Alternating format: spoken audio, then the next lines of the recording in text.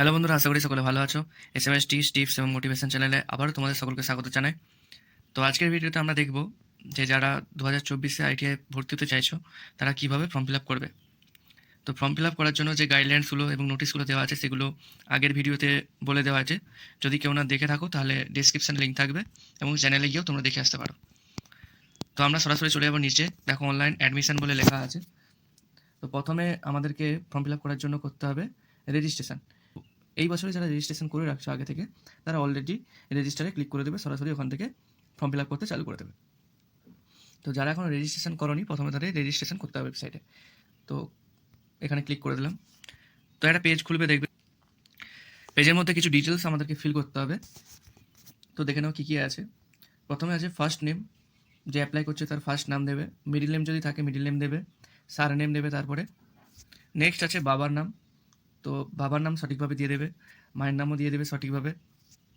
তো আমি একটা কথাই বলবো, যেরকম তোমাদের মাধ্যমিকের সার্টিফিকেটে যেরকম নাম আছে বা মাধ্যমিকের যে মার্কশিটে, তো সেরকমই সব নামগুলো দেবে। উল্টো পাল্টা দিলে তোমাদের অ্যাপ্লিকেশানটা বাতিল হয়ে যেতে পারে। ডেট অফ বার্থ দেবে। তো নেক্সট আধার কার্ড নাম্বার দেবে, ঠিক আছে। তারপরে মোবাইল নাম্বার দেবে, যেটা খুবই জরুরি, যেটা তোমার চালু থাকবে সেই মোবাইল নাম্বারটাই দেবে। নেক্সট ইমেল আইডি দেবে, তোমার যে ইমেল আইডি আছে ফোনে। তারপরে দেবে জেন্ডার, দিয়ে এখানে ক্যাপচার কোডটা ফিল করবে। যে ক্যাপচার কোডটা এখানে আছে সেই ক্যাপচার কোডটা এখানে ফিল করবে। ফিল করে রেজিস্টারে ক্লিক করলে তোমাদের ফোনে একটা ওটিপি যাবে, সেই ওটিপিটা ক্লিক করলেই তোমাদের রেজিস্ট্রেশনটা কমপ্লিট হয়ে যাবে। তো এরপরে নির্দেশাবলী কিছু দেওয়া আছে এখানে, তো নির্দেশাবলীগুলো তোমরা দেখে নেবে। ওটিপি দিয়ে সাইট ভ্যালিডেশনে ক্লিক করলেই তোমাদের দেখো এরকম লেখা চলে আসবে, ওটিপি ভ্যালিডেশন সাকসেসফুল। তো এরপরে তোমরা ব্যাক চলে আসবে, ক্লোজ করলে। তো ব্যাকে চলে আসলেই দেখো এখানে তোমাদের লগ ইন পেজটা খুলে যাবে। অ্যাপ্লিকেন্ট লগ ইন বলে চলে আসবে এখানে, ঠিক আছে। তো এখানে তোমাদের রেজিস্টার্ড মোবাইল নাম্বার, যে মোবাইল নাম্বারটা দিয়ে তোমরা ফর্ম ফিল আপ করবে সেই মোবাইল নাম্বারটা, এবং পাসওয়ার্ড তোমরা জানো কি, তোমাদের ডেট অফ বার্থ হয় তোমাদের পাসওয়ার্ড। তোমাদের দেখো সাইডে লেখা আছে, তোমার ডেট অফ বার্থ যদি এরকম হয়, ডেট অফ বার্থ যেভাবে লেখা হয় পরপর সেভাবেই তোমাদের পাসওয়ার্ডটা দিতে হবে। তো তোমরা ভালো করে দেখে নাও, দেখো পাশে লেখা আছে, ঠিক আছে। ডেট অফ বার্থ যদি এরকম করে লেখো তোমরা, তো তোমাদের পাসওয়ার্ডটা এরকম হবে। তো যথারীতি এখানেও তোমরা তোমাদের মোবাইল নাম্বার, পাসওয়ার্ড এবং ক্যাপচার কোড দিয়ে লগ ইন করে নেবে। তো লগ ইন করার পর এখানে সেভ পাসওয়ার্ড বলে একটা অপশান আসবে।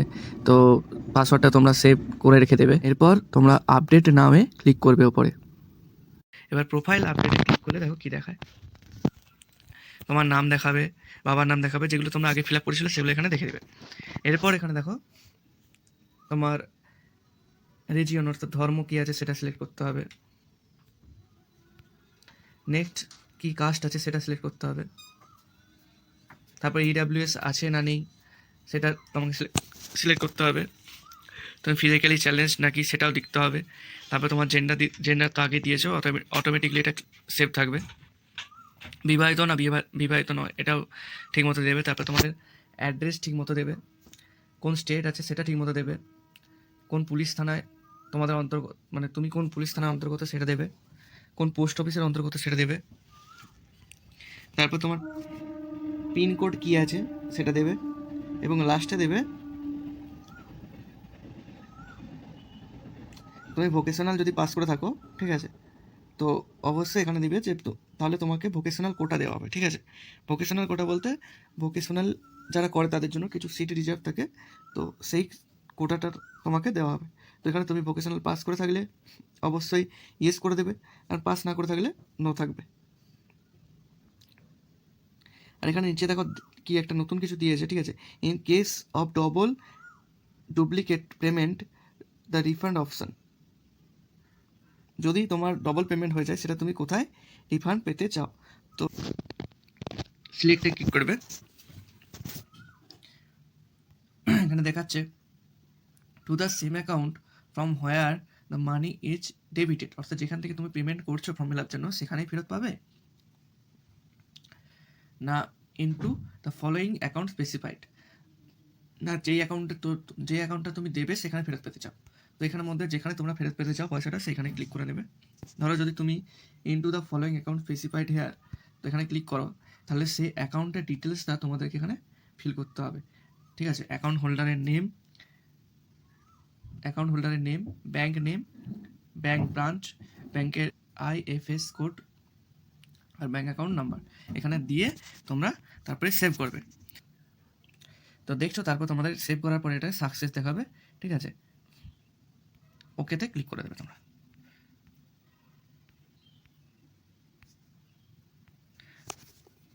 ওকেতে ক্লিক করে দিলে এবার তোমরা যেটার জন্য অ্যাপ্লাই করতে চাও, ঠিক আছে, তোমার প্রোফাইলটা এখানে আপডেট হয়ে গেল। তো এবার যেটার জন্য তোমরা অ্যাপ্লাই করতে চাও সেখানে ক্লিক করবে তোমরা, অ্যাপ্লাই, সেখানে অ্যাপ্লাই নামে ক্লিক করবে। তোমরা যদি ITI E গ্রুপে করতে চাও তাহলে এই গ্রুপে অ্যাপ্লাই নামে ক্লিক করবে, এবং তারপর যদি তোমরা M গ্রুপে করতে চাও তাহলে M গ্রুপে অ্যাপ্লাই নামে ক্লিক করবে। তো M গ্রুপে অ্যাপ্লাই নামে ক্লিক করলে দিয়ে এখানেও কিছু তোমার ইনফরমেশান আছে যেগুলো দিতে হবে। তো এখানে প্রথমে আছে, দেখো কোথা থেকে তুমি মাধ্যমিক পাস করেছিল, অর্থাৎ তোমার এডুকেশন কোয়ালিফিকেশান কী কী আছে এখানে ফিল করতে হবে প্রথমে। তো স্কুলের নাম দেবে কোথা থেকে তুমি পাস করেছিলে। নেক্সট হচ্ছে কোন বোর্ডের আন্ডারে সেটাও দেবে। নেক্সট যে জেলার বিদ্যালয় থেকে মাধ্যমিক বা সমতুল্য পরীক্ষাতে উত্তীর্ণ ছিল, অর্থাৎ সেই ডিস্ট্রিক্টের নাম দিতে হবে যেখান থেকে তুমি মাধ্যমিক বা তার সমতুল্য কোনো পরীক্ষায় পাস করেছিলে, তো সেই ডিস্ট্রিক্টটা দিতে হবে। তারপর তোমাদের কত মার্কস পেয়েছিলে, কত মার্কসের মধ্যে সেগুলো দিতে হবে। তো সেখানে তোমার ফিজিক্যাল সায়েন্স ছিল নাকি সেটাও লিখতে হবে, তোমাকে এখানে দিতে হবে হ্যাঁ অথবা নাই। তো যদি থেকে থাকে তাহলে ফিজিক্যাল সায়েন্সে কতর মধ্যে কত পেয়েছিলে সেটা দিতে হবে। ঠিক আছে,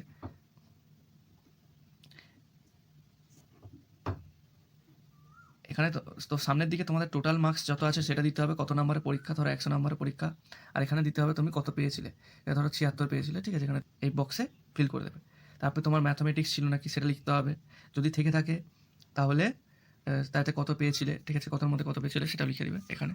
তো এক এক করে করে এরকম করে ফিল করতে হবে। তো দেখো আমি এক একটা করে সব কিছু ফিল করছি। তো এভাবেই তোমরা হচ্ছে এক একটা করে সব কিছু ফিল করে নেবে। তো সব কিছু ফিল আপ হয়ে গেলে তোমরা নিচের দিকে এই সেভে ক্লিক করে দেবে। তো সেভে ক্লিক করা মাত্রই দেখবে আরেকটা পেজ খুলে যাবে। এখানে তোমাদের ওপরের দিকে লেখা আছে, দেখো application for admission in ITI M group submitted successful, please select and open to continue. তো এখানে কন্টিনিউয়ে ক্লিক করলে তোমরা পরবর্তী ধাপে যেতে পারবে। এছাড়াও আর কীতে তোমরা অ্যাপ্লাই করতে পারো দেখো উপরে লেখা আছে, এই group, polytechnic first year, polytechnic second year, তো এগুলোতেও তোমরা অ্যাপ্লাই করতে পারো। তো এখন আমরা শুধু কন্টিনিউয়ে ক্লিক করব। তো দেখতে পাচ্ছ কন্টিনিউ ক্লিক করার পর তোমাদের পেমেন্ট করার যে একটা পেজ সেটা খুলে গেছে।